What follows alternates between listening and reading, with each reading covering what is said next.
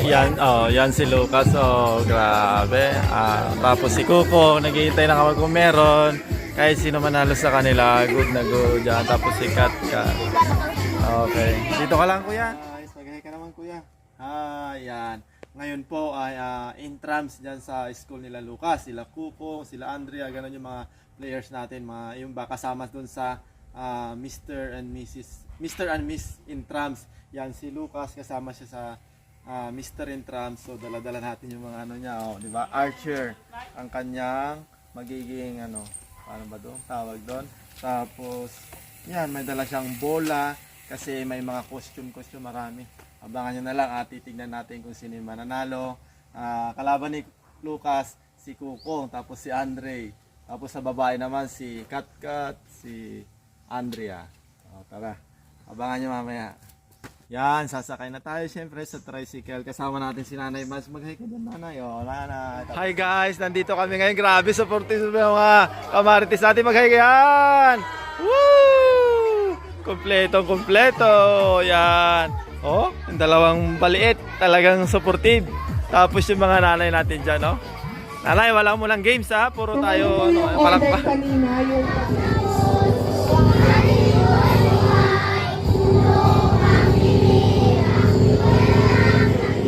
Joy L. Lazo. Grade 5, Crystal.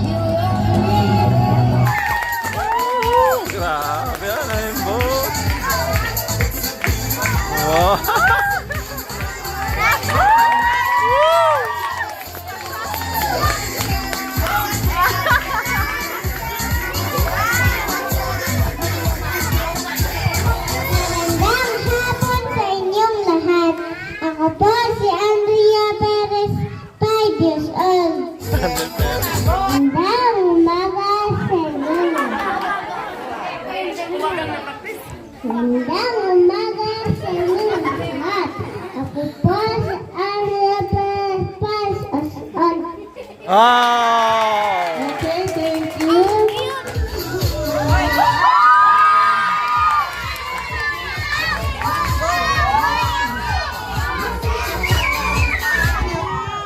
Champions keep playing until they get it right.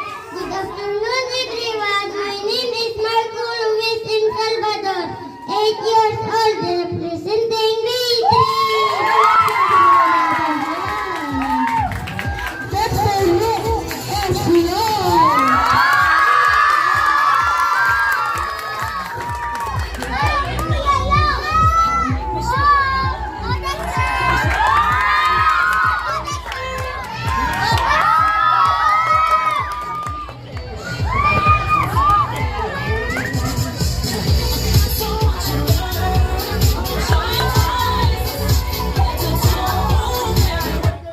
Good afternoon, everyone. My name is Dexter Lumisian, representative by grade 4. Naniniwala po ako sa kasabihang ang batang matalido, masipag at pagalang ay may magandang kinabukasan.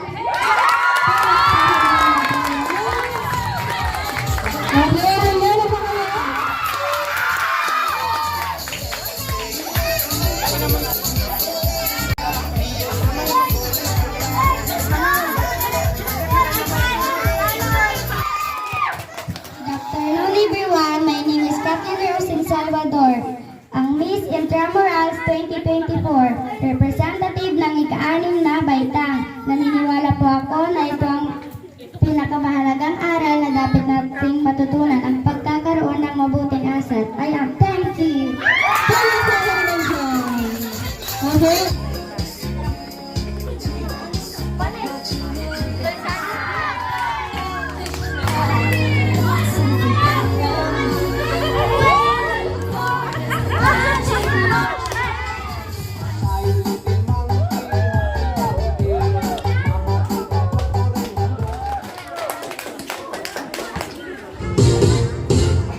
Ako ay isang model.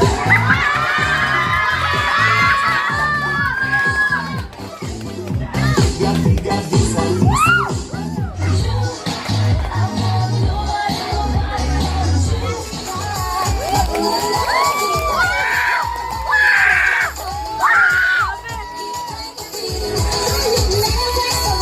Ang ganda naman, ang galing naman ni Ma'am mag-ano talaga ng mga student niya. Yan, si Lucas, tapos si Risa, tapos si Ma'am. Wow, sana manalo, no? Okay.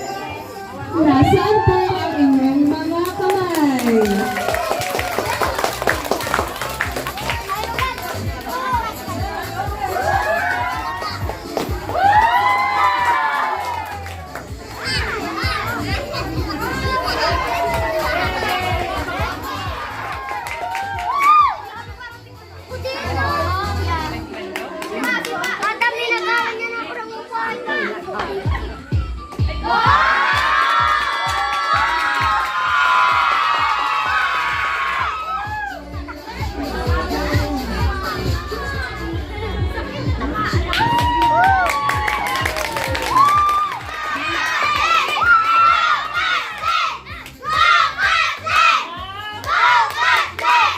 Okay, so ito yung tanong para sa'yo.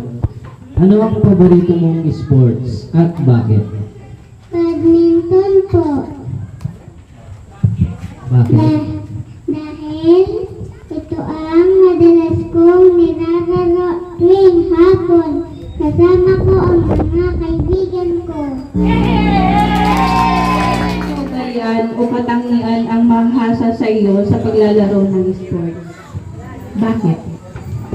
Talo manalo.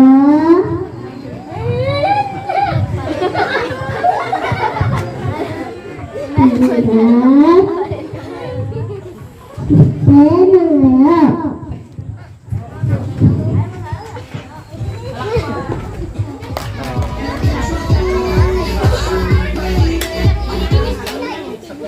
Pero Kung ito yung tanong para sa'yo, anong kaugalian o katangian ang mahasa sa'yo sa paglalaro ng sports?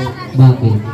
ang kaugalian ng mga sa paglalaro ng sport ay nagkakaroon ng disiplina at tiwala sa sarili. Disiplina sa sarili dahil kung meron kang disiplina sa sarili, marunong kang tumunod sa lituntunan sa sport. Ganun din ang pagkakaroon ng positibong pagtanggap ng pagkapanalo at pagkatalo. Tiwala sa sarili dahil kung meron ka nito, malakas ang loob mo na kaya mong gawin ang mga pinapagawa sa iyo. Ito yung katanungan mo, Lok, pakinggan mo mabuti para masagot mo tayo.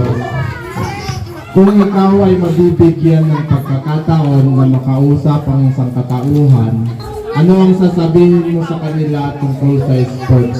Bakit?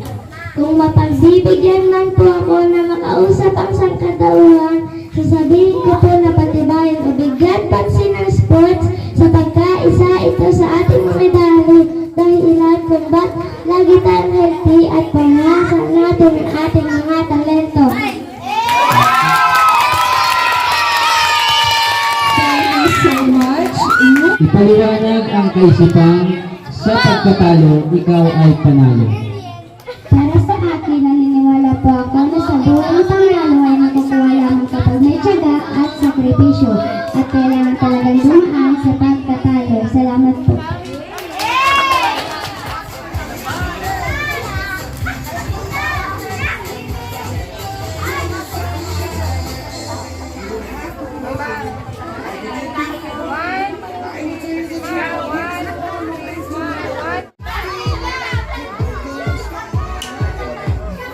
Pero pakita mo yung mukha. So, sila po yung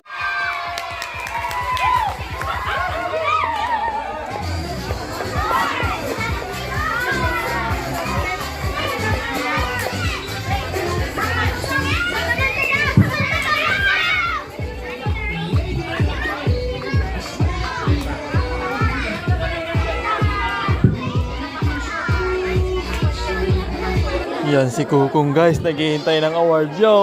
Hi ka naman dyan, kuya. Best in Sportswear Male Category, no other than Michael Lee. Ang galing ni Kuko.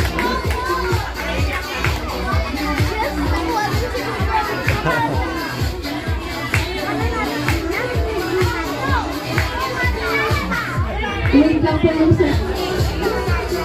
Kung ano man sabi mo, Kong, nanalo ka. Ano man sabi mo?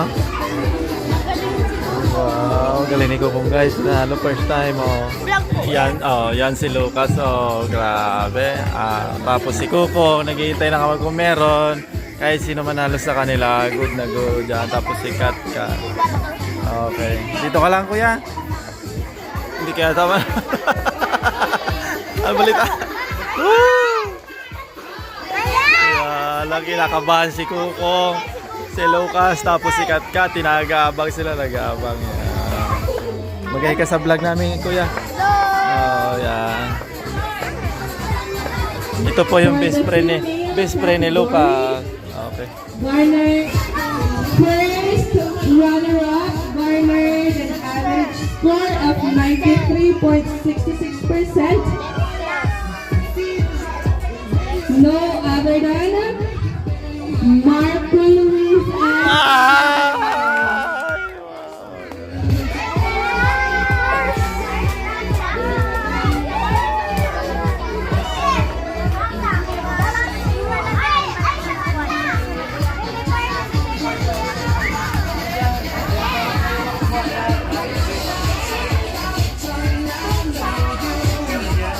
for the Mr. and Miss Intramuros 2024.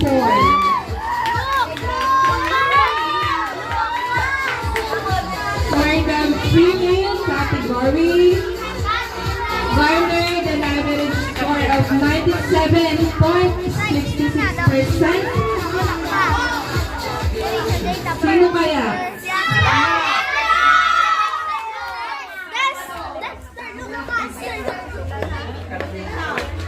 No other than Miss Kathleen Rose.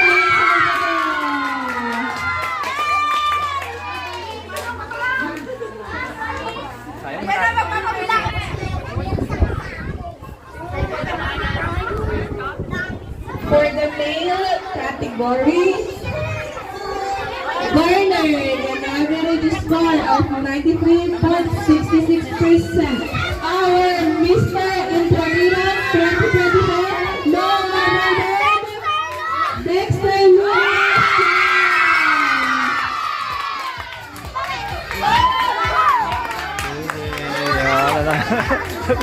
Anong balita ko? Nanalo ko? Lucas. Parents Kukong, pumunta ka dito sa and class mamaya. advisor, ulitin ko po ang teacher's day po ay